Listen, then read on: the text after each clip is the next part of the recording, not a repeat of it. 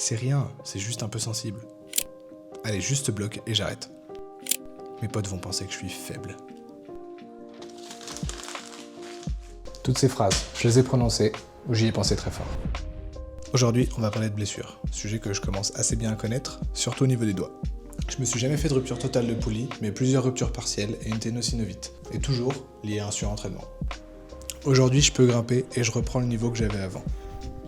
Cette fois, j'ai pris le problème assez tôt, et j'ai pu continuer à grimper en réduisant l'intensité. Et en me faisant suivre par une kiné, on a pu mettre en place des protocoles de remise en charge et surtout de comprendre d'où venait le problème. Le meilleur moyen de savoir si on est blessé, c'est déjà de se renseigner, soit avec des bouquins, soit avec internet, soit en parlant avec des gens dans votre salle.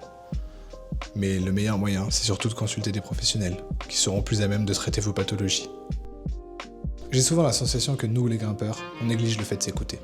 C'est parfois dur de mettre l'ego de côté, mais bon, faut savoir lâcher du lest. Ce qu'il faut retenir, c'est que oui, j'ai perdu du temps dans ma progression, dans l'objectif qu'un jour, je grimpe du 8A. Mais faut savoir rebondir, l'objectif reste inchangé. Aujourd'hui, je mets en place des protocoles pour que ce point faible chez moi devienne un atout. Et vous êtes déjà blessé ? Dis en commentaire, on en discute. A plus.